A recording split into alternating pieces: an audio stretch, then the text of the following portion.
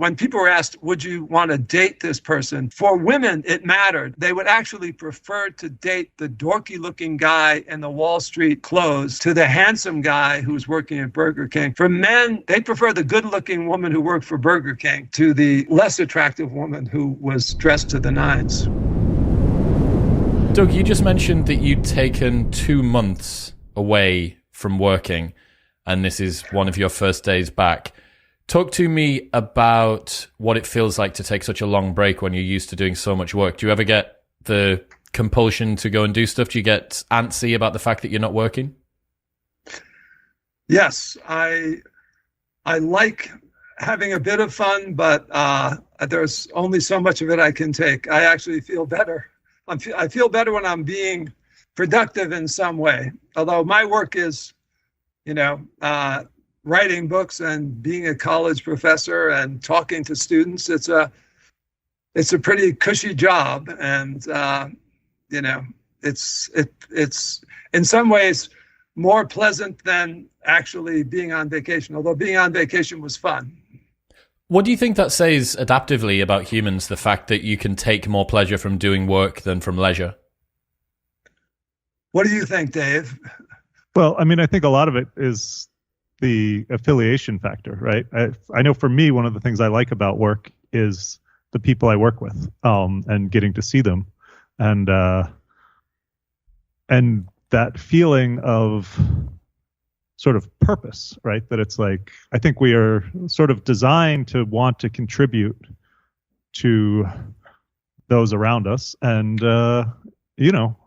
hopefully, if someone is in a job that they like, then they'll feel like, oh, I'm working with a group of people to improve the world for people. So I think that's. I like Dave's answer, because I wouldn't have pointed to affiliation right away. I would have thought of status in terms of our hierarchy of motives. But I like what Dave is saying, because it strikes me that in the ancestral environment, if you took 2 months off, the people in your group might have started to get a little annoyed at you. When are you going to start to catch some fish? And and so, I like the fact that Dave connects it to people, because it does. I do like that as well. In fact, the first thing I did after having an interview this morning is I went to a meeting, and our graduate students were there, and my co-author on a number of papers, Steve Newberg, was there, and it did feel good. Felt good to be doing something with the group, and so I guess we're sort of wired up to connect those two things. You just mentioned about your new pyramid of human motives. Why do we need a new one, or what's unique or interesting about this one? So, two things. One is that when Maslow made his hierarchy, he didn't make that pyramid. It wasn't even a hierarchy, right? Yeah. Well, no, it was a hierarchy. He did actually say that there were a set of goals. He was arguing against behaviorists. The behaviorists thought that everything we do can boil down to satisfying thirst and hunger. Even our social motives, the behaviorists argued, were connected to secondary reinforcement. We come to like people because our mother nursed us.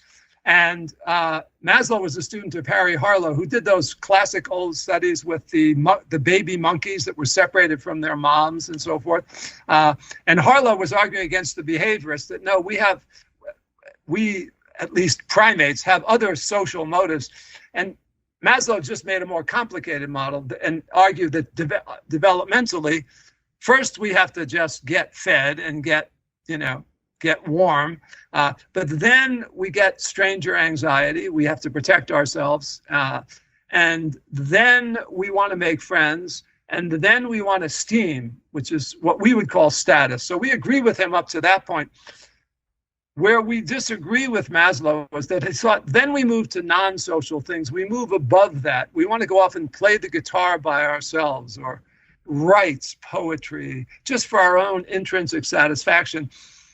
And from an evolutionary perspective, it seems extremely unlikely that we would be designed, that we got here because our ancestors, once they had managed to solve those lower motives, went off and beat on a log just for their own entertainment. If they beat on a log, it was probably to entertain the other members of their groups so that they could achieve, acceptance and respect and find mates. And the other thing that Maslow skipped out on completely was the importance of mating. And he was an evolutionary psychologist before the modern day, and he didn't think about the fact that in some sense organisms are all designed to reproduce. And so at the top of our pyramid is not self-actualization. It's sort of what unfolds developmentally. First, after you've gotten some respect, you find a mate. After you find that mate, you need to keep the mate. And then if you have offspring, you need to care for your family. And even if you don't have offspring, we're probably motivated to care for our cousins and the other people in our group. And so we're not arguing in some sense that it's ideal, we all, in the same sense that self-actualization, painting a beautiful painting is somehow intrinsically satisfying. What we're arguing is that that's the natural course of things, is to move on to reproduction. Maslow had, the only time he talked about sex was as a lower physiological need. And so on that model, you could just masturbate and then be done with it, and then you can move on to playing the guitar, but we disagree with that part of it. It seems. It seems to me that most people, when you ask them about the most meaningful stuff that they do in their lives, they talk about rearing children. And it seems as well, I don't know whether you guys would agree with this, but we are grandchildren optimizers is the nicest summary of what humans are kind of here to do that I've thought of. It's like you need to have some kids, then you need to make sure that those kids have some kids, and after that point, you're kind of sweet. After that point, you can pretty much just let everything go. The great grandkids are on their own. Yeah. Oh, I mean, there is. So your lab did some research on that, right? Like actually asking people what gave them meaning, and it was split right into, there was parenting, and then there was also just general taking care of family that included also like brothers and sisters and things like that. So I guess you also have to look out for like your nieces and nephews as well. So it's actually even a little more complicated than that. We asked people three kinds. So there's three ways you can define well-being. One of them is just hedonic well-being. I feel good. There's more rewards in my life than punishments in my life. And then there's what they call eudaimonic well-being, which is a fancy way of saying meaning in life. Okay. And then the third is self-actualization, which is a way of saying fulfilling your highest potential. So what we did in our lab, some research with Jamie Krems, who's at Oklahoma State, and Becca Neal, who's at the University of Toronto now, we asked people about each of those things. What would you be doing right now if you were getting meaning in life? Okay, what would be the thing that would produce the most meaning in your life? And that's what the thing Dave was referring to. That's when they said, I'd be caring for my family, or I'd be hanging with my friends for the most part. When we asked about self-actualization, what would you be doing if you were achieving your highest potential? Then they talked about things like, writing a book or, managing a business. And they connected that with status and also with affiliation. And then the one of hedonic well-being, what would I be doing if I wanted to just feel good? Their affiliation comes in across the board, but then sex became more, finding a mate rose up, especially for males. They would feel good. They'd feel, hedonic satisfaction if they were in a romantic situation. But it's funny that those other kinds of well-being they're all connected to different motives. Did you look at the mappiness study that had a ton of data done on it? The what study? Mappiness. I don't know it. No, okay, tell me about it. So this was a study done by a bunch of researchers who were using mobile phones to pop up and ask people what they were doing at that point and their subjective rating and how happy they felt. Yes. And then Seth Stevens-Davidowitz, who's a data scientist, has just released a new book called Don't Trust Your Gut. And in that, he looks through a bunch of this stuff and then lays it out in this really easy table. And the number one thing, plus 20 in terms of happiness, the most happy thing that people were doing is having sex. Now, I couldn't help thinking about the fact that the only way that that's been able to work is if someone's paused having sex to check their phone, note down that they were doing it, and then rate their subjective level of happiness. But yeah, I mean, this is an interesting distinction, I think, between Dan Gilbert and Daniel Kahneman. Gilbert was talking about the fact that, you know, lying on a lilo for the rest of your life drinking cocktails might be a way to spend a life well lived, because each individual interval of time is something that's been pleasurable. Whereas Kahneman, I think, retrospectively would say a good life is one that in retrospect you're glad you lived. It had meaning, it had purpose, it made you feel retrospectively like something is worthwhile. And I've come to believe, my bro science is that tends toward people that are more introspective and retrospective versus people that are a little bit more impulsive. That really the balance that you have between those two things, whether you lean more towards hedonic pleasure or sort of eudaimonic pleasure, is mostly because, okay, what do you think about? When you think about the things that you value in yourself, do you value, you know, just time with friends, free flowing and being easy, or do you like hard things that you're contributing to over a longer period of time? Yeah, no, you're raising an interesting question, I think, you know, about individual differences in those, and we actually have a scale that measures, Becca Neal, who I mentioned before, we developed a scale with us that looks at the extent to which I am someone who is currently concerned with each of those motives we talked about, finding mates or finding friends or, you know, protecting myself from the bad guys. But what you're suggesting is interesting, that those different kinds of well-being, you know, what gives me those might vary as a function of, you know, who I am and maybe what my major goal in life is right now. Yeah, it could also, I imagine, have to do with sort of situational factors. If you have kids, right, you might be like thinking more like, no, I need a meaningful life, because that might tie into also providing for those kids and things like that. Whereas if you are younger or you don't have kids and you're like, no, the people around me are taken care of, then you might opt for just, you know, reading a book in the shade. So I could see how those could change throughout the life history as well. Given the fact that the modern world's more comfortable for humans, why do you think it is then that a lot of human problems seem even more difficult to solve today? What's your take on that, Dave?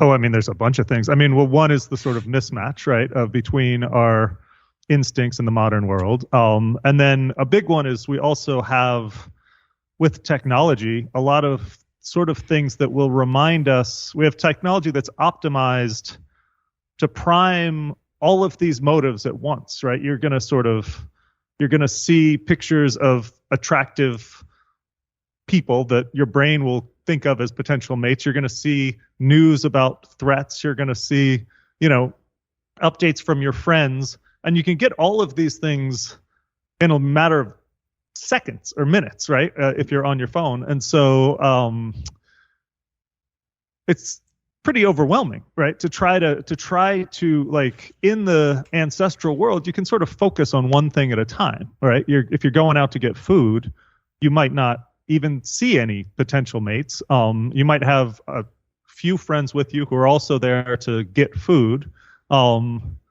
But these days, I think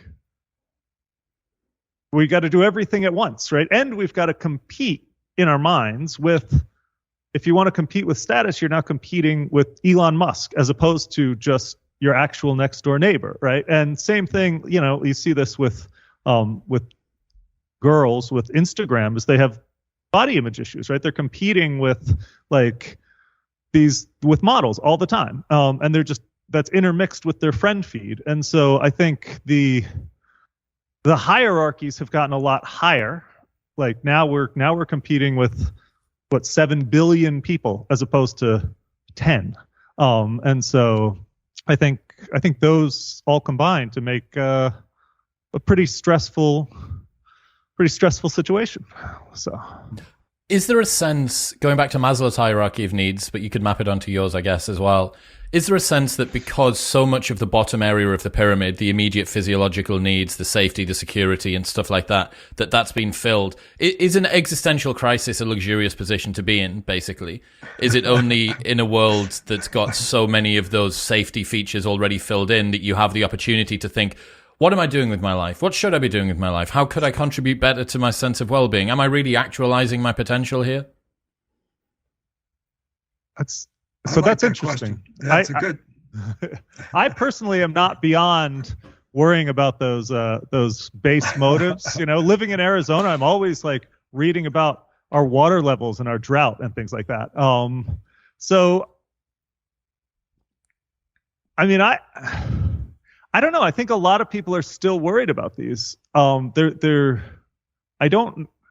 that we no longer have food insecurity the way our ancestors did, but health is still a major concern for a lot of people. And so I'm not sure we're at the point where we're sort of mindfully thinking about our higher motives.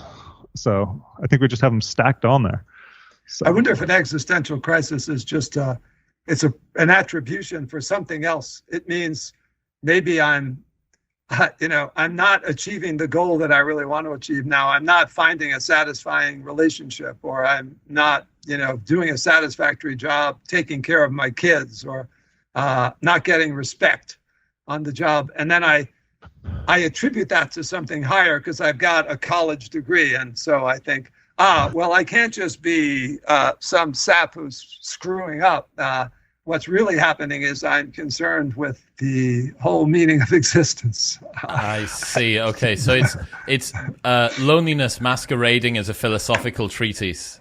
Maybe. Yeah. I could see it being loneliness, and then also sort of status frustration. If you look at people online, I think these days in the modern era, there's all these sort of phenomenon of people who are like, they don't have friends, right? They're staying in their room, but they're eating, they're surviving. And so there's become this big jump where it's like, okay, I'm surviving, but to get to that next level, to actually contribute, to give my existence meaning to other people seems too hard.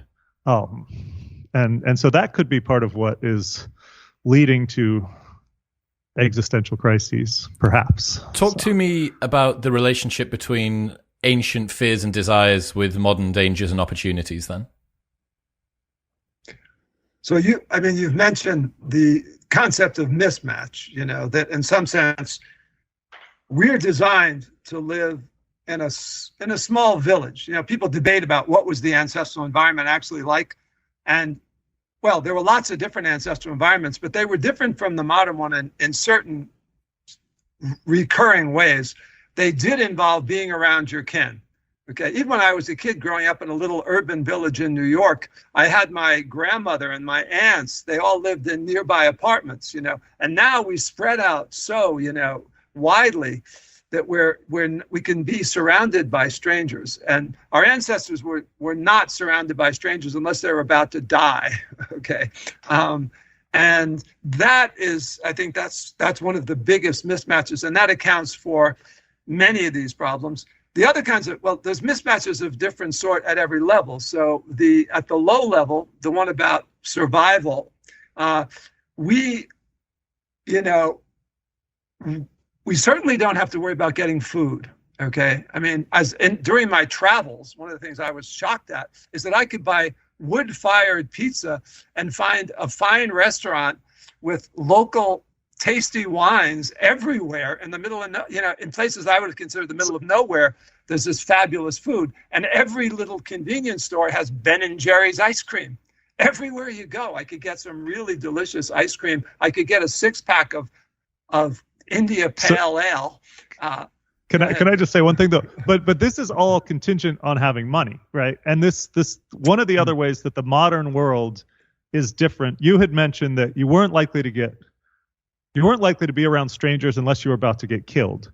There's also this thing of you weren't likely to get killed unless you were around strangers. Like the people around you would help you out. But nowadays, when we're traveling all over the place, if you run out of money, right, which, for somebody who is like has a good solid bank account may not be a risk, but for a lot of people, you're in the middle of nowhere and you run out of money, the risks are really high, right? If you try to steal food, you're going to go to jail. Like you're not going to somebody is not going to be as forgiving as if you borrow food from a relative. And so that's interesting, Dave, because actually, despite having a reasonable bank account, I lived petrified of losing my wallet, because if I was in Banff, Alberta, beautiful place, but I didn't have a wallet, I would have been screwed, okay? Because I kept thinking that, what would I do? What would I do for food? What if somebody steals my wallet? So one of my friends, a couple of years ago, we went on a stag do to Barcelona. Actually, no, sorry, it was the wedding. The stag do was wild, but the wedding was even worse. So we went to a wedding in Barcelona, and I don't know whether you know, but Barcelona is the robbery capital of Europe. Yes, I've been warned when I went to Barcelona. Unbelievably to keep your pockets zipped. Sophisticated. These kids that can do Lionel Messi style tricks with a football will come over and accidentally bump into you, and before you know it, they've dribbled the ball between your legs, but they've also taken your car keys too. So we went to this thing. One of the guys came back. Anyway, one of the lads had a bit too much to drink. He doesn't usually drink. He fell asleep in Barcelona train station, woke up the next morning to find out that his phone, his wallet, and his shoes had been stolen. His shoes had been stolen from him.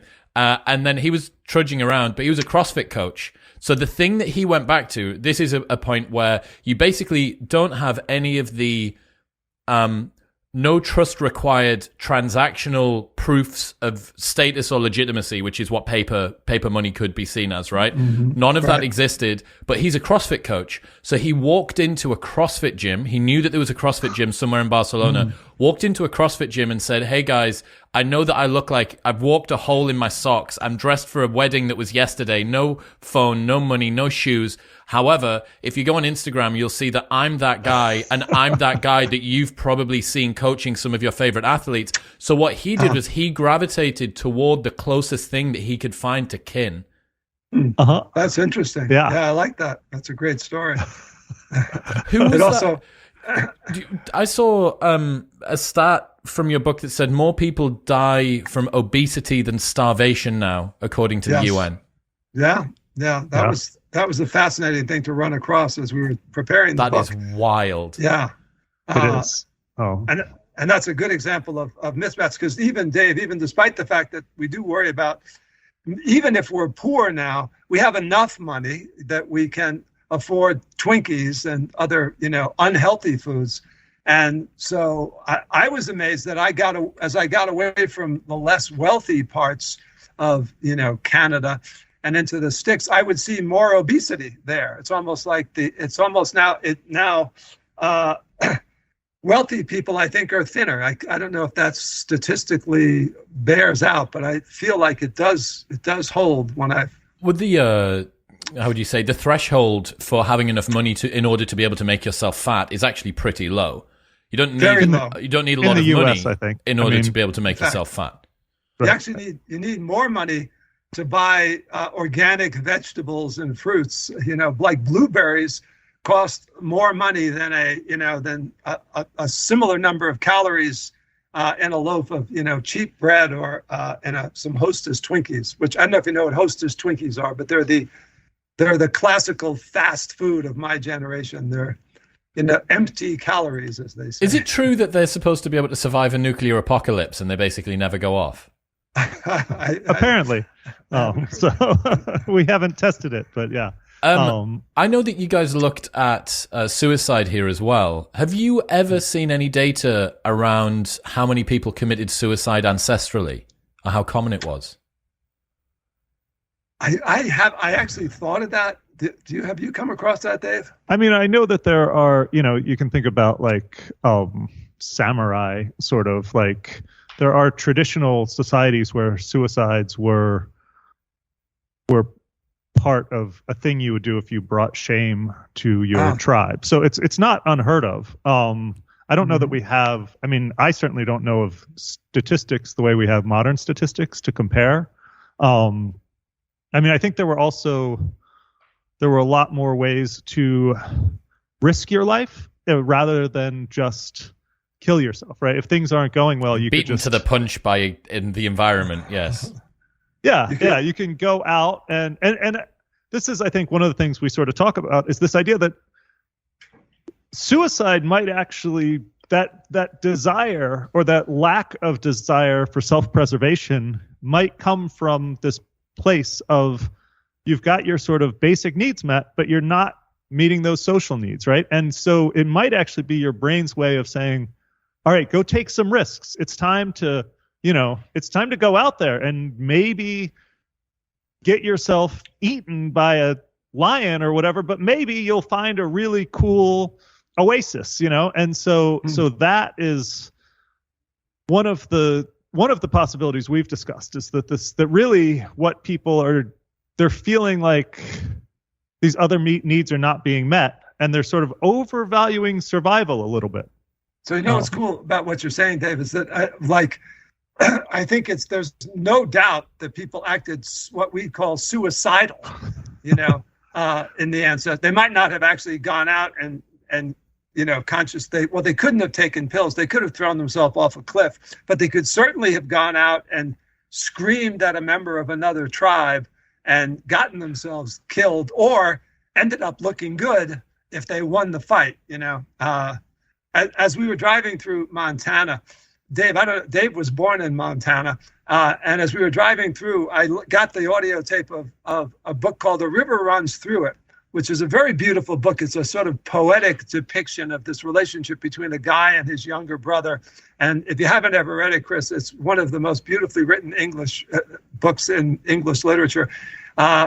And it was recommended to me by the department chair of the University of Chicago, who said he had a colleague who never did anything his whole life, and they thought maybe we shouldn't have given him tenure. And then he wrote this book, and this guy said, this old professor said, it should have won the Pulitzer Prize, except that it came out the year of Roots. But it's a beautiful depiction. And I remember it as a beautiful depiction of the nature and of fly fishing. But a lot of it involves, these are guys in the 1930s going out into bars, getting plastered drunk out of their mind, and getting into fist fights, and, going out into the wilderness and doing crazy shit, and, the brother who ends up dead in the end does have what we would call a suicidal tendency to, it isn't like he's thinking of ending his own life purposefully, but he's certainly putting himself in situations where he's either going to look really good or he's going to die, and it's a true story. In fact, in the end, he gets murdered by some people who he probably pissed off. Well, I mean, the equivalent ancestrally wouldn't have been death by enemies or death by cop. It might have been death by lion or something. Death right. By goring from some exactly animal. It could be death by, fighting other tribes. It could also be death by challenging people in your tribe, and so, although that probably would have been less likely to end in actual death, but yeah. So the death by cop, that's a nice association, Chris, when you say that, because I actually think that's a nice way of capturing what I was just talking about. I think that a death by cop is probably some macho guy. There's probably a lot of women who die by cop, but it's probably a lot of young guys with a lot of testosterone that decide they're going to show people how tough they are. That's the thing that you see as well, right? That over time, testosterone decreases with a decrease in testosterone, less risk-taking behavior. When men get into relationships, testosterone drops. When they get married, it drops. When they have kids, it drops again. Right. Because the guy that continues to take tons of risks and gets death by lion is of little use to the 3 children that he's just brought into the world, or the wife that's waiting back at the cave for him. Right. Yeah. The math changes for what. So this, going back to this sort of pyramid of motives, this is part of why I sort of always am a little hesitant to even call it a pyramid, because it's you've got, protection, friendship, needs, mating, taking care of kin. That math is constantly changing, right? You have kids, and then suddenly it makes less sense for you to run out and go do something super risky, when instead, if there's a way for you to just sort of find a little bit of food here and a little bit of food there and keep your kids alive, and our physiology changes to sort of accommodate that, like these testosterone level drops. So how do you know Go ahead, Doug. I was just going to refer to there's a study that you may know, Chris, by Martin Daly and Margot Wilson, they did a paper on the young male syndrome, and it was about the tendency to like die in homicidal conflicts. And what they found is that, in fact, it's very high for young guys of mating age. And, and in subsequent research, they found it's especially guys in situations of desperation. Okay, like upper middle class kids who went to college, they don't go out and do this kind of thing. But if you don't have any other way to prove that you've got something special about you, then you take these desperate acts. And so, in fact, it fits with all of what we've been talking about, that it's young, desperate men that are, in fact, we talk about in the book, they're the people that you want to watch out for. And if you're one of them, you kind of want to watch out for yourself. Just how violent are humans evolutionarily? Compared to what? Like compared to how we are now? Yeah. Oh, I mean, I think now is the most peaceful time pretty much in human history, right? And like what we have statistics of the murder rates of, do you know those off the top of your head, Dad? Well, so there's this big debate because some people, like to argue, oh no, it was, that it's exaggerated.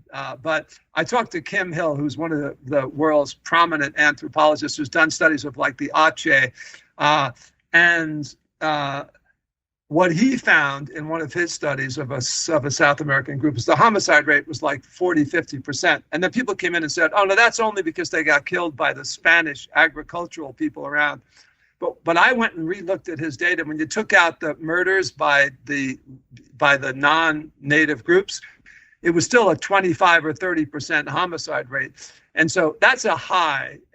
But even amongst the Eskimos and the Bushmen, Steven Pinker talks about this in a couple of his books, but particularly the one, The Better Angels of Our Nature, where he compares all of the known data on violence in hunter-gatherer groups, and the least violent hunter-gatherer groups, the Bushmen and another group whose name I'm forgetting, their homicide rates were about similar to the city of New Orleans, which is the most violent city in the United States, which is the most violent developed country in the world. And so it was dangerous. Why is it then that we feel so unsafe day to day if the world is objectively safer than ever before? I'll let you take that. Well, part of it is, I mean, it's advantageous to feel unsafe, right? There's an advantage to just looking for threats and to being hyper aware of threats. And there hasn't been enough time evolutionarily for that to go away, right? Because you don't want to miss a threat. And then beyond that, there are these sort of, because we don't want to miss a threat, I think you can certainly see with news and things like that, there are things that command that attention for profit or for views or whatever. And so we hear about probably certainly more murders, because we hear about more murders than our ancestors would hear about people, right? So we're constantly aware of things like the war in the Ukraine, which is a very serious thing, but it's also very far from me right now, but I'm paying attention to it, right? Because I want to know what's happening. And so I think that there's that interplay between our evolved mechanism and the technology that taps into that.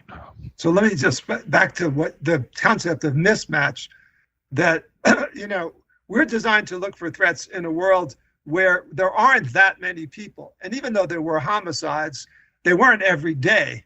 But the news media, we have that powerful motive that Dave was just referring to. I want to know if there's a threat. And so if I'm even the New York Times, which is the sort of the liberal media, or if I'm Fox News, which is the more conservative media in the US, it's like they're both going to want to give us some bad news. They're going to want to talk about threats. Why? Because we want to know about it. We may say, oh, gee, why don't they put more good news? We don't click on the good news links. We click on the Ukraine. we click on, there was a murder in Chicago, it's like, I know about murders in Africa, and it's like, we would have never known about murders in distant places. So it seems like, holy crap, what a dangerous world we live in.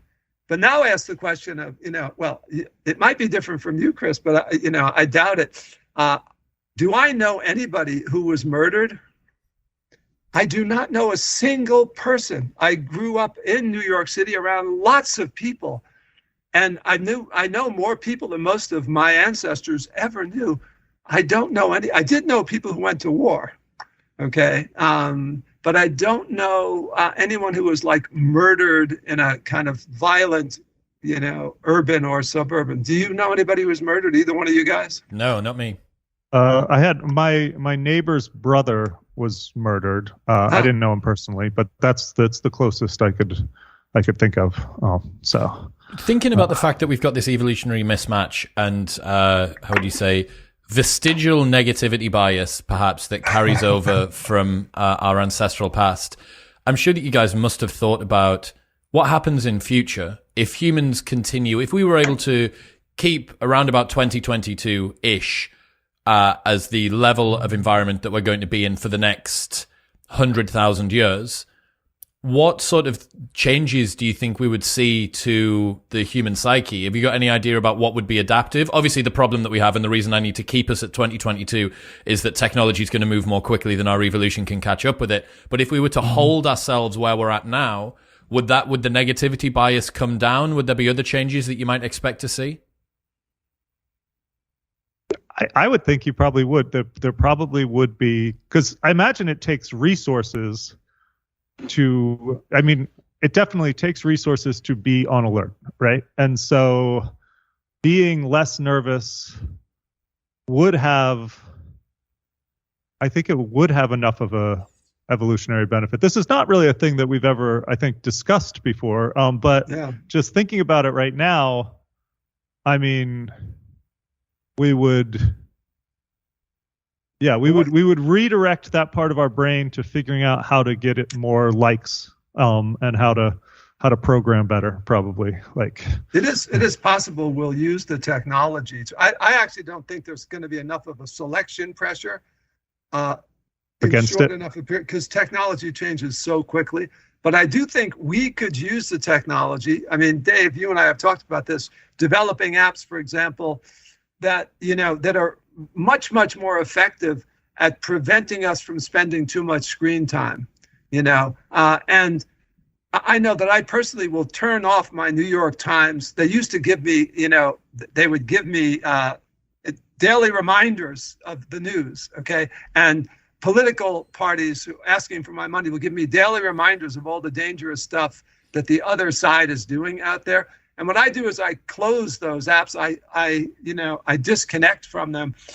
But I think in the future that maybe we'll be able to get some executive control, sort of IA working, where I can say, how much of this shit do I want to hear? And I don't want to hear about it more than once a week.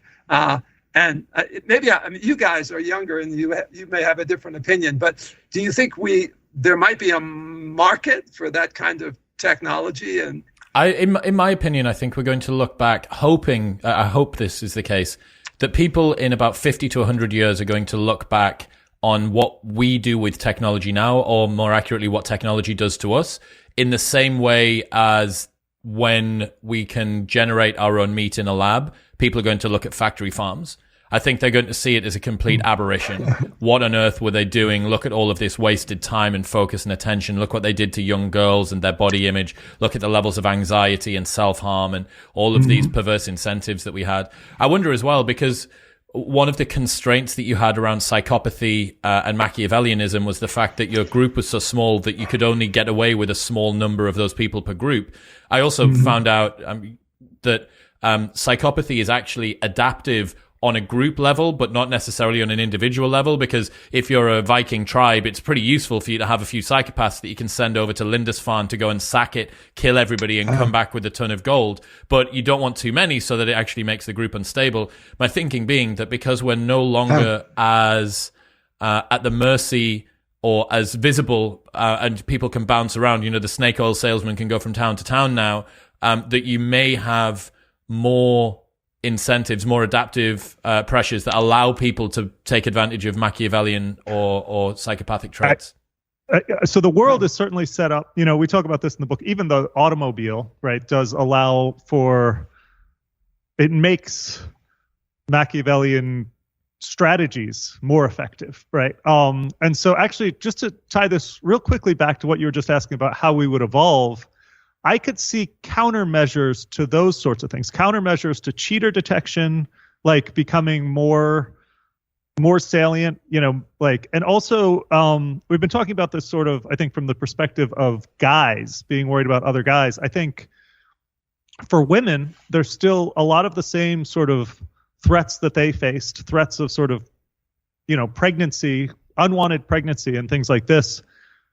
Those might be getting worse because of some of this technology. And so those sorts of things, I feel like those countermeasures we're going to become more and more aware of, wait, is this person going to rip me off? You know, like, not necessarily they're going to beat me up, but they're going to convince me to engage in a pyramid scheme or something like this. Or, you know, is this person who is approaching me as a potential mate, are they really trustworthy? So I think those sorts of risks are possibly even higher than they've ever been. But I think that's more like cultural evolution than biological evolution in some sense. So I know growing up in New York City, I learned not to trust strangers in a way that, you know, my mother-in-law, who grew up in a little town in Delaware, you know, when she moved out to Arizona, she would leave her doors unlocked. She would leave her keys in her car, you know, and, you know, one of my cars got stolen from her parking lot, you know. But for me, it was very easy for me to be suspicious because I'd grown up around strangers. And so some of it might simply be that we pick it up. We basically use those old mechanisms and just set them to a lower threshold than we would have, and that may continue. What did you learn about how friendships work? In the book, okay, yes. So, well, I'm going to just jump in here because I think one of the things, sort of thinking about how friendships work in the ancestral world, is they're very goal oriented, right? This sort of affiliation motive it can be based on sort of not quite altruism, but like kin care and like care of people around you, like sharing food. But it can also be based on teaming up to either, you know, like take down a mammoth is sort of the classic idea. And so that is the thing that, you know, in modern days, we have a lot of competitive activities. And some of those are sort of team-based, right? Sports, right? If you're playing sports, you are still with your team against the other team. But one of the things we sort of discuss a lot is this idea that working together is a good way of matching that. That's what our ancestors used to do, right? It's like, instead of getting together to play board games, you get together to build a hut. And so, or to fish. Yeah, exactly. To hunt. Yeah. Oh. And so that, I think, is something that we, like, you know, it's kind of fun writing this book, because it's like, you'd think a lot of this stuff would come automatically, right? But I don't think it did, because our ancestors didn't need to think about it. Okay. They would wake up in the morning and their, you know, cousins would say, we're going fishing today and you're coming, you know, and that doesn't happen. So in the modern world, I think sometimes when we think about making friends, we think, oh, all I have to do is just go talk to people and then I'll, you know, but in reality, I think we do have to do something significant with them. You know, like, it's much easier to maintain friendships when you have common goals to accomplish. And yeah, and we're skipping the biggest difference in recent modern times, which is these days friendships are often virtual, right? Which was obviously never the case. And there's data showing that spending more time online like actually makes people less happy versus spending time in person. So one of the most simple things is just we need to be hanging out with real people in real life. Yeah. So I certainly think that for men, bonding through shared effort seems to deepen friendships in a pretty profound way. I had a guy called Max Dickens who's just written a book called Billy No Mates about why men have a difficulty with friendships at the moment. Oh. And he seemed to come across the same conclusion, which is that women are really good at maintaining friendships over time. Men's friendships peak around about 18, the maximum amount of time that they spend socially, and then that just gets frittered away. And one of the reasons is that men need to see other men making effort, not only for them, but with them. You know, they need to be contributing. And that kind of makes sense. Like, think about what the friendships would be ancestrally. The men would go out, they would hunt, they would do something hard together, they would bond over the fact that they were doing that hard thing together, but they wouldn't get quite as attached as a woman would to her friends, because that guy that you're out hunting with might get killed. You're out on a hunt, it's pretty likely that it's certainly more likely that they're going to die than one of the other mothers that's back in the cave. So I think it's called, is it alloparenting, where you kind of do shared care of children and stuff like that. I think even on top of the guys dying, there are other aspects of female friendship. There's sort of like an information economy, that like in female friendships where knowing somebody, they can help you assess potential mates, right? They can help you raise kids, as you were saying. And so I think it could also be partly for guys, the skill set to get somebody to come and help you, right? If you see a guy who can throw a spear and you're like, hey, you can throw a spear, I can throw a rock, let's go hunt a thing. Whereas if you want somebody to say, hey, can I trust you to tell me who else I can trust around here, knowing them for a long time really adds value to that. So that could. What about dominance? You looked at the difference between dominance and prestige when it refers to being effective at getting ahead and becoming statusful in life. What did you learn there? Well, so people like prestigious leaders, right? Dominant leaders they're appealing, like if you're thinking about going to war. But if you're thinking about just working together as a group, people prefer prestigious leaders. People also often, when they conceptualize their ideal boss, will prefer a female leader. And so it really depends on the situation at hand. But often, if you're talking about getting along or a thing where resources are going to be shared, a workplace environment, things like that, prestige, which is the idea that they can teach you skills and help guide you, is pretty key. Yeah, let me just expand on what you just said, Dave. Let's define those terms. A prestige leader is someone who, as Dave just said, it's somebody. There was a paper by Joe Henrick and Francisco Gil White that made this distinction and said that, as far as they could tell, at least among chimpanzees and most other mammals, the top of the status hierarchy is occupied by an aggressive, competitive individual who you won't mess with. You don't want to go near them because they'll bite your head off, And we do have that. We have that kind of, the tough schoolyard bully type of thing in human beings as well. And that individual, if they want to take something from you, they're in a better position to do it if they're the big, tough bully.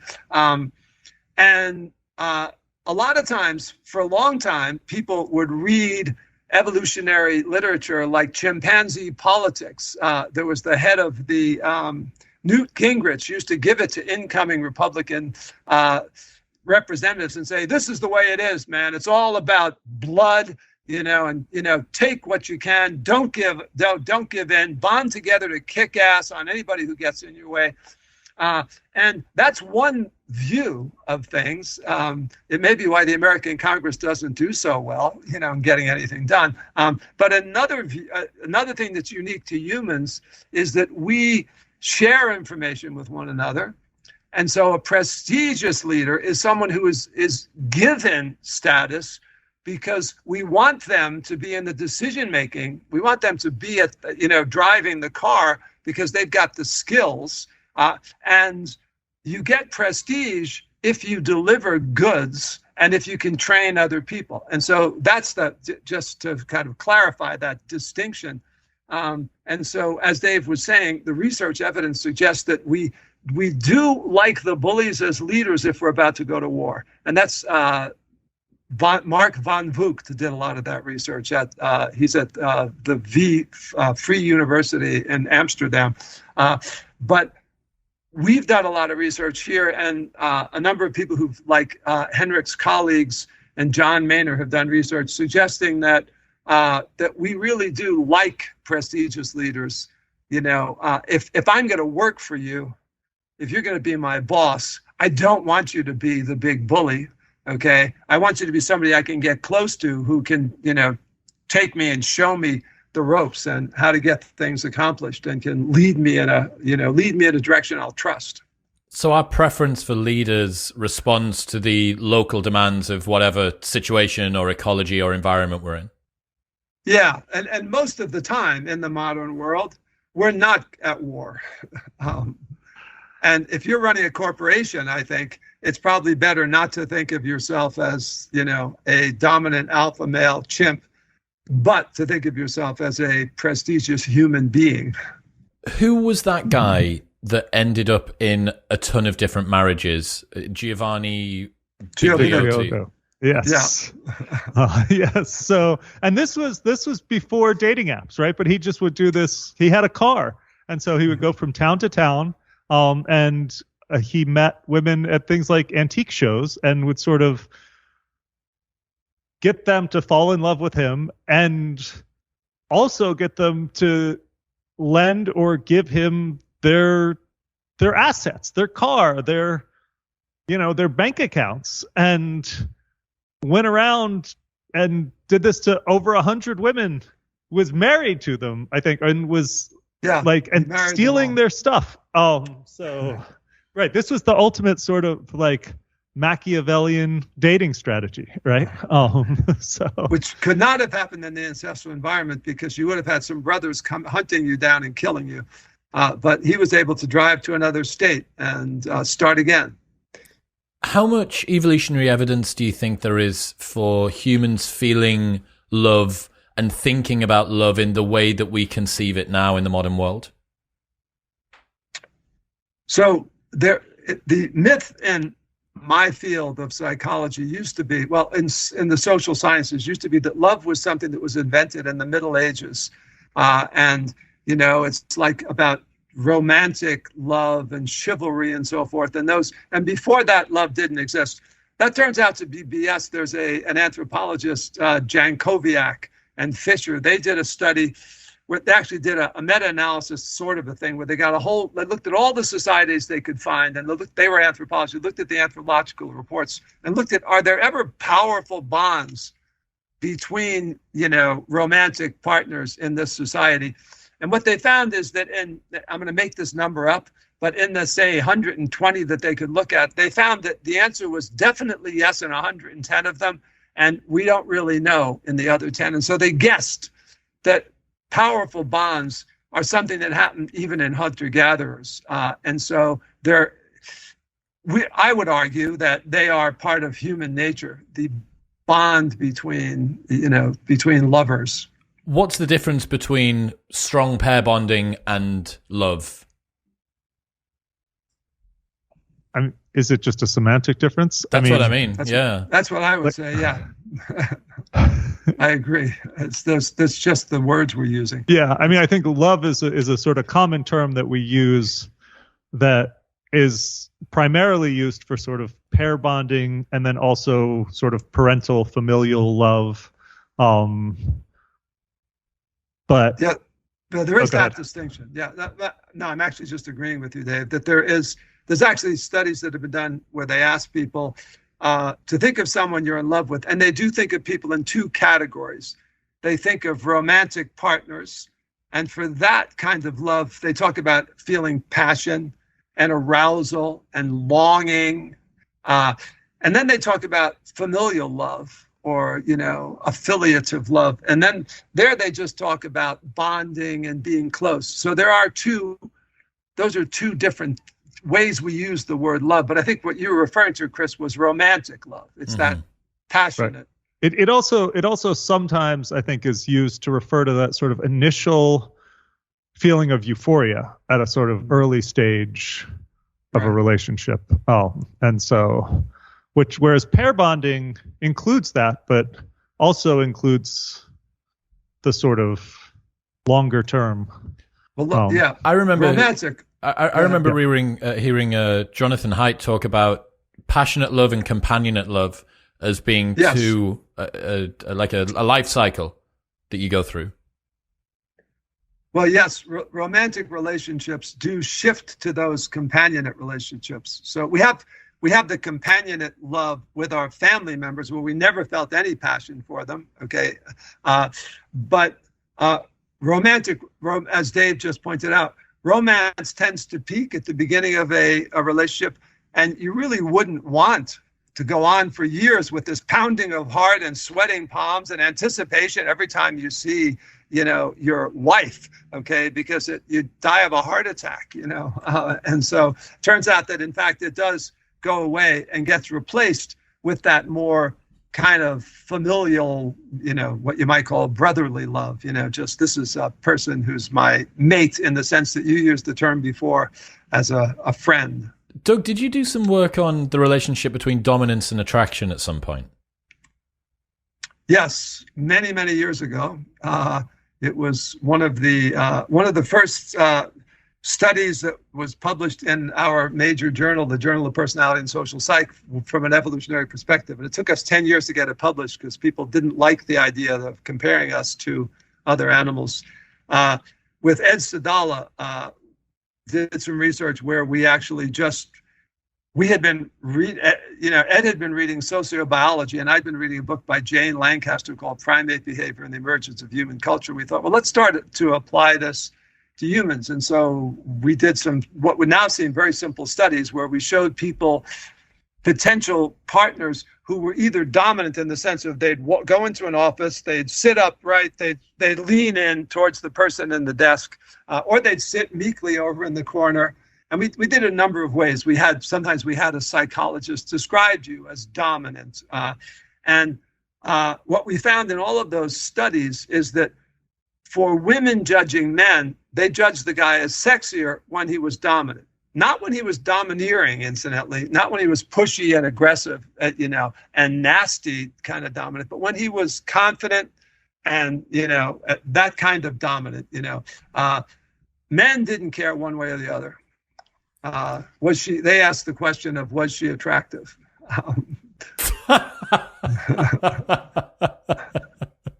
don't know if you know the study by John Marshall Townsend, I think his name is. He did a study where he brought people into the lab and showed them potential, I think maybe it was like a simulated dating study, and I'm not exactly sure of the context, but you would look at a photograph of, if you're a man, you would look at a picture of a woman who either looked gorgeous or who looked average, and she was either wearing a Burger King server's outfit, okay, or she was wearing a, dress to the nines, Wall Street, fancy suit and, Rolex watch, the female kind, or the guy, same thing. You'd see a guy and he either looked like a movie star or he looked like a dorky guy, but he'd be dressed for Wall Street or for the Burger King server.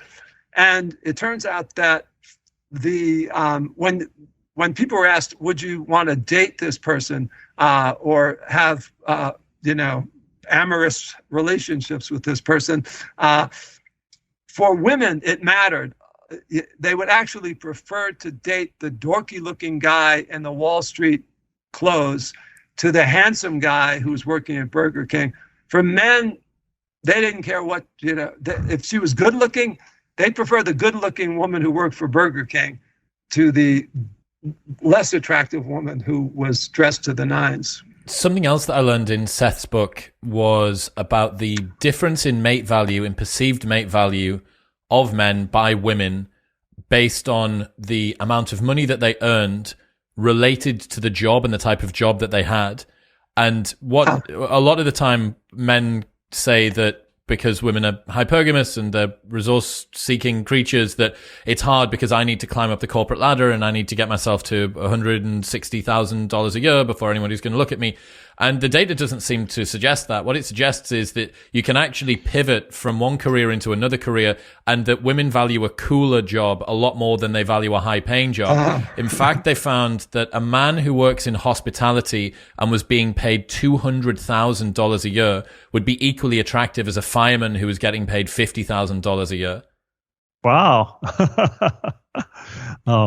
So that's interesting. Well, the fireman still, that's a protective sort of job, right? And whereas I guess hospitality, it's still, there's a way in which it's like you're helping other people. So for one reason or another, it's just not seen as statusful. Yeah. So, I always remember this example. I think it's in Robert Wright's The Moral Animal, which is like 30 years old now or something, nearly. Yes, it is. Yeah, it's still spectacular. And he was talking about why do women fall in love with the starving artist, the guitar singer that plays acoustic sets on a night but sleeps on his friend's couch. And his justification for that was that it's basically buying a penny stock, that it's a future projection of potential mate value over time. And I think that, if you were to look at the fireman and the value, not in terms of monetary outcome, but in terms of status over time, you would think, right, that guy is probably going to accumulate a ton of goodwill. Everyone's going to be really altruistic toward him. If he saves a cat from a burning building, the people are going to owe him. Whereas the hospitality industry, that being said, lawyer was the highest rated in terms of category. And I don't think that many people see lawyers as being super altruistic creatures either. But dominant, right? They will fight. So that could be part of it. And so there's that, because both of those have this person has the ability to protect me, which I think is an attractive feature. Legally and from a fire. Those are the two ways that women primarily need but protecting. Why the rock star? Why the local rock star? Because Jeffrey Miller would argue. He wrote a beautiful book called The Mating Mind. I was with Jeffrey and Diana last night. Oh, were you? Okay, yeah, great. Yeah. So about The Mating Mind then, and what he would argue there is that in some sense, if I can show off my brilliant mind, it indicates that I have good genes. So even if I don't currently have resources, if you mate with me, your kids will be peacocks too. Your kids will be the human version of a peacock is someone who can speak eloquently, or who can play the guitar and he'll be able to charm women even though he doesn't have money in the next generation. I'd be curious, have they ever looked to see how much more or less attractive a guy is with a guitar versus being in a band? Like, does the actual the ability to sort of put together a band and work as a group seems like it would add an extra level? Well, yeah, maybe, but maybe it dilutes down where the success is coming from. Perhaps it's less to do with you, and perhaps it's more to do with, I don't know, sort of Machiavellian, coordination and stuff like that. Because by that virtue, maybe the guy that's the agent of the band or the manager of the band should be the one that's the most important because he's the guy that puts them all together, and yet he's not. Mm-hmm. So, yeah, I would be... But you don't see him doing that, right? Like, when you see the band, I'd be really curious to see whether a single guy, like a guy up there with a guitar by himself, how he does compared to a guy with a band. And I would bet on the guy with the band. Actually, it's an empirical question, Dave. Yeah, you could probably talk a couple of the graduate students here into running that study. Yeah, easy work. So, I had a question actually. Why is it that human females go through menopause? Because I don't think that many other animals or most other animals do. Hardly any. I heard of one cetacean. In other words, some sort of a dolphin goes through menopause. That's the only other species I've ever heard of. The theory is that at some point a woman reaches an age that humans over time began to become more and more long-lived, and at a certain age, it's more if we live in social groups, we take care of the members of our group, and if the mother is taking care of her children and then her grandchildren, her bearing another child, there's the danger she'll die in childbirth, or that she'll die when that child is young. And so it's an economic sense that our genes making an economic, like Dawkins talked about in The Selfish Gene. It isn't like that our genes actually make decisions, but we can think of them as saying, click, now let's switch to this strategy where it's better off me being a grandmother than dying in childbirth or dying while I have a very young child. And so better to just invest. I think the reason that it's sort of unique to humans comes from because of our brains. Pregnancy is particularly dangerous for moms, right? Big head. Labor is dangerous. And also we just need a lot of we benefit a lot from long-term social support.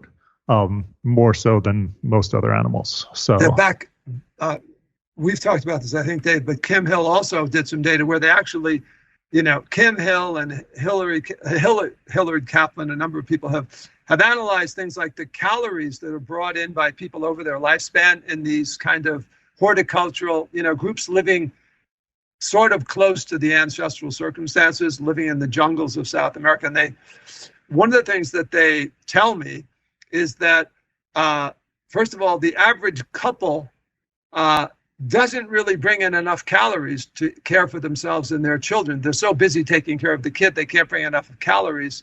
And so they need their relatives to help them out and their neighbors to help them out. And the average male doesn't bring in enough calories until he's like 20 years old to be a guaranteed source of protein.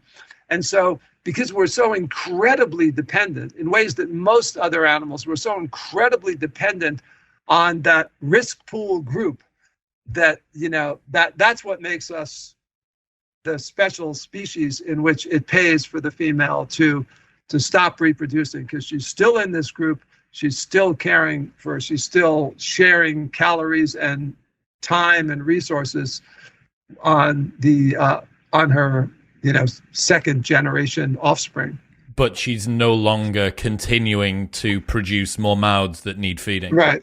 Exactly. Right. And she's not taking the risk, because if a woman has a kid 3 years before menopause, right, and she would have died 3 years later, that young 3-year-old is going to be essentially helpless, right? So those younger kids, especially the more recent the kid was born compared to menopause, if there was a risk of death, the better. Right. Does this mean Does this mean that menopause would have only emerged after a time when human females were growing up to be, on average, older than 40 years old or 45 years old or something like that?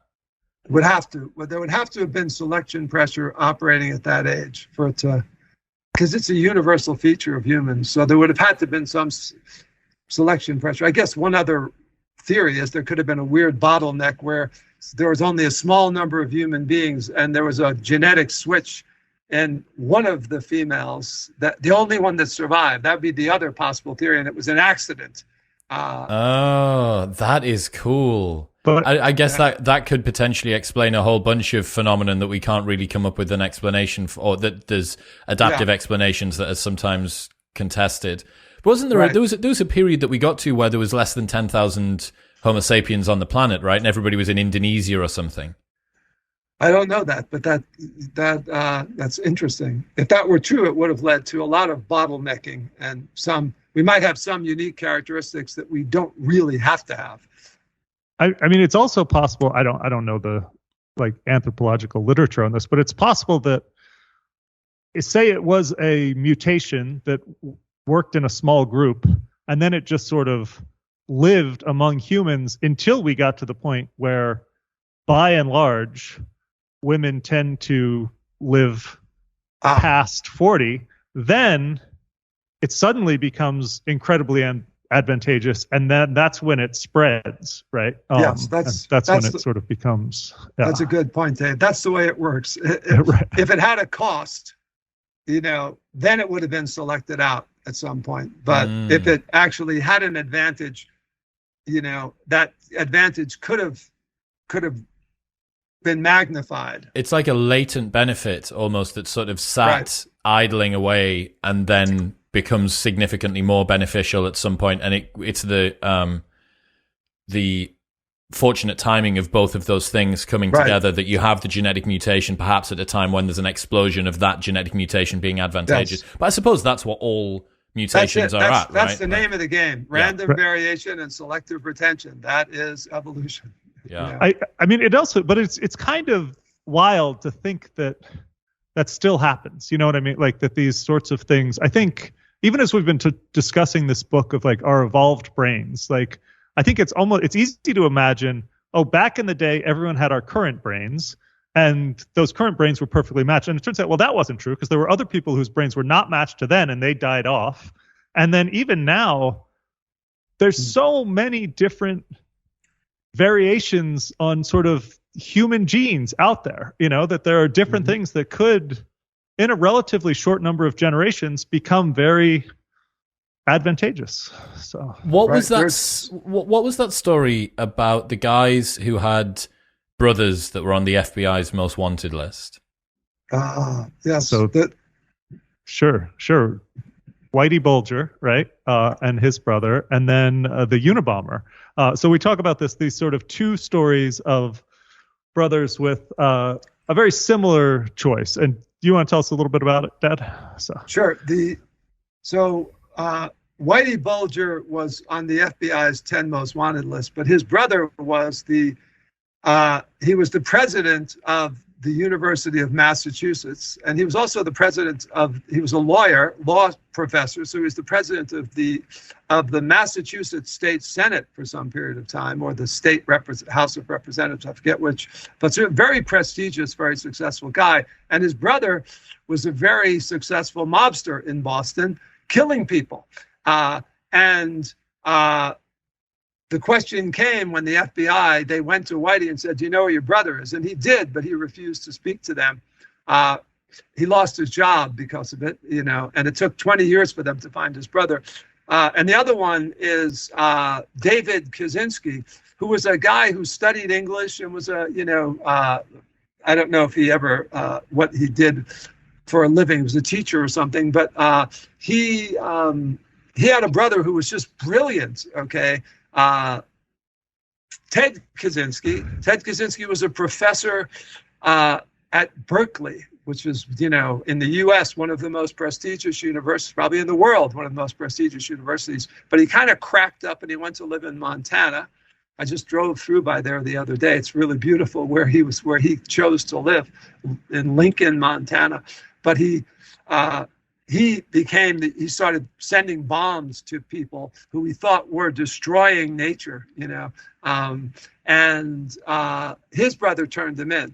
Right. And so I really like this dilemma and these two stories of these, because these are two, if you think about each of these guys' brothers, right? They're in a similar situation of you're sort of trying to live a law-abiding life, and assuming they both knew. I mean, I know with Ted Kaczynski, there was a point where David's wife was like, I feel like these letters are written like they were written by your brother, right? And he's like trying to figure it out. So like, no, he first wanted to deny it. No, that's not my brother. And he said, yeah, and then she found some exact passage. And so then he went and showed it to the FBI. Yeah, but it's a really interesting question of trade-offs, right? This trade-off between sort of getting along with society and kin care, right? Of sort of protecting your family. And the question is, Dave, what would you do if you found out that I was a modern Unabomber? Which route would you go? Well, the answer, I think I hate to be like, yeah, I would go the Whitey Bulger route, but there is a sort of feeling of like, oh, do you work it out internally, right? Do you is it as a family, do you keep your family in check rather than turning to the outside world? Do you have a debt to society? It's another interesting case of where our genetic interests are one thing, and then there's our obligation to society, which isn't completely independent of our genetic interests, because if our brother was discovered to be a murderer, it would hurt our social standing too. So it isn't like it isn't like genes versus culture. But, in both cases, there's a decision to be made. What's in your best interest, and what's in the best interest of the rest of society? And I think it's a fun question of why did the Unabomber's brother turn him in, but why Whitey Bulger's brother didn't turn him in? What do you guess on that, Dave? Well, part of it might be they didn't live in the same place, right? Like Ted and David Kaczynski, when people move away, that feeling of being part of the same tribe gets harder to maintain. And so, which is one of the things we actually discussed, not just so that your family doesn't turn you in for crimes, but we do sort of talk about there's a lot of benefits to staying geographically close to your family. And I think that a lot of that comes down to you guys help each other out, right? When they're nearby. So I wonder as well whether the fact that in the modern world, status is probably held in higher regard, but any of the actual physical fallout and consequences of your brother being the Unabomber or whatever are less. So previously you said that there's this sort of cohesion between genetic interest and environmental interest or community interest. But let's say that your brother was a dangerous murdering psychopath. If you're in a group of 150 people, he may threaten one of your children. He may threaten your wife or one of your brothers-in-law or something like that. That sort of fallout is no longer a concern. But the statusful side of things is potentially even more of a concern, because that is one of the commodities that we're playing about with now. Yeah, although I think a lot of times people who are aggressive in nature are still less likely to be aggressive, or at least murderous, to biological relatives.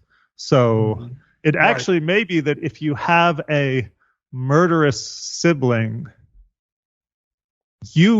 who lives nearby, you reap the benefits, sort of, as we were going back to this idea of sort of having a dominant person on your team. There may be some advantages to having an aggressive person. Is there not a potential risk here that most murders of partners are committed by the first place that they look is the spouse?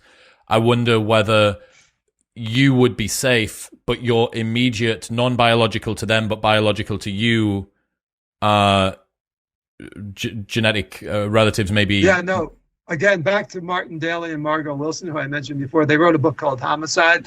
And one of the counter, people always used to say, oh, well, if genes are the thing, why is it that people always kill their relatives? And what it turns out is that they don't kill their relatives. They kill their spouses, okay? And they kill people who they live with who are not related to them. But even though their relatives piss them off more than anybody else, we're doing some research now which indicates that people are more likely to get hit and even hurt by their brothers and sisters as they're growing up.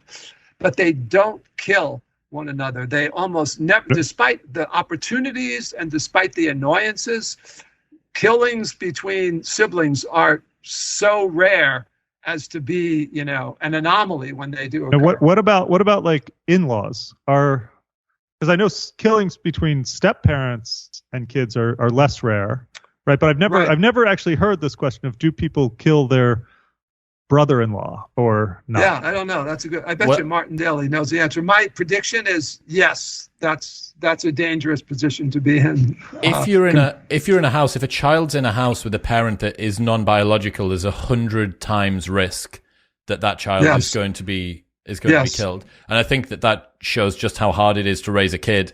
And the fact of the matter is that a lot of the reason that you put up with raising them is because they're yours. Exactly. Right. So rounding all of this out, you guys come up with an evolutionary justification for being kind, which, given some of the areas that we've gone into today, might seem averse to part of our nature. Give me the evolutionary justification for being kind.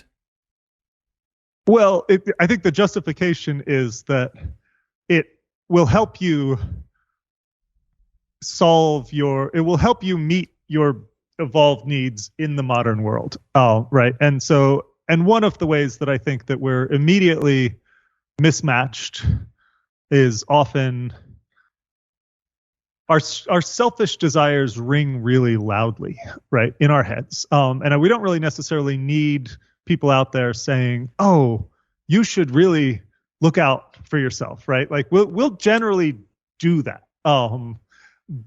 But there are a lot of ways that by helping other people meet these needs, you really benefit. And this is a thing that was true in the ancestral kingdom. We've talked about this with status. One of the things I think people see all the time these days is status is how big your boat and your house are. But really, those are signs of status that generally in a system that works, those will come from your contributions to the group, right? And that is what, even when you think about animal kingdoms, when we've talked about like a dominant like ape or something, they still can contribute. They still can protect the other members of the group. They can still, and so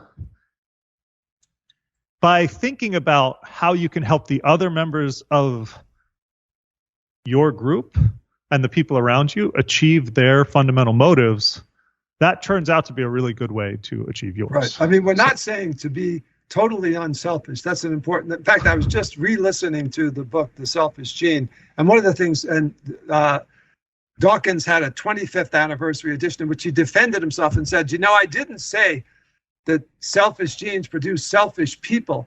Selfishness itself is not a good thing in a whole human being. It's there in our genes, but our genes may instruct us to be cooperative in order to promote their survival. Okay, and in fact, if you're living in a social group, there's reasons to be nice to other people, and sometimes it is hard. Part of the reason we put that in there is that about when Dave's younger brother was 10 years old, I asked a bunch of my colleagues, some of whom are, famous biologists and positive psychologists, and I asked them, if you had one piece of advice for a 10-year-old kid, what would it be? And none of them said, even though they're biologists, they know the theory of evolution, they didn't say, go out and, conquer, and do the best for your genes, find them, feel them, and forget them. And I'll skip the third F in there, and none of them said that. All of these people who were very successful, they said, most commonly, be nice to other people. Yeah, and my colleague Mark Schaller said it best. He said, look, being nice to other people is actually, in some level, being nice to yourself, because if you're nice to other people, they'll trust you. They'll be your friends. They'll give you things. And so, in some sense, it's the best way to be nice to yourself. So I do want to just sort of qualify one last thing, because we keep using the word nice. And I think throughout the book, because there's ways that you can be nice that allow you to be taken advantage of, right? And I actually think the word that I would use instead of nice is helpful, right? Like if you find ways to be, so it's not always like, you don't want to agree with every bad idea somebody suggests to you, because that's a way you could be nice that's not necessarily going to going to help you or help them, but consciously thinking about how to be sort of useful to your friends, useful to your coworkers, useful to your partners, useful to your family. That, I think, is the key. Doug and Dave, ladies and gentlemen, if people want to check out the work that you do and keep up to date with stuff, where should they go? Well, I'd say check out the book. Read the book. And I would say, based upon what Dave just said, buy a copy of the book for your sons or your fathers or your brothers or your mothers. Yeah, I think that would be great. We would appreciate people buying it. It's solving problems with the Stone Age brain, solving modern problems with the Stone Age brain. So, gentlemen, I appreciate you. Thank you for today. Good talking to you. Thanks. Thank you. What's happening, people? Thank you very much for tuning in. If you enjoyed that episode, then press here for a selection of the best clips from the podcast over the last few weeks. And don't forget to subscribe. Peace.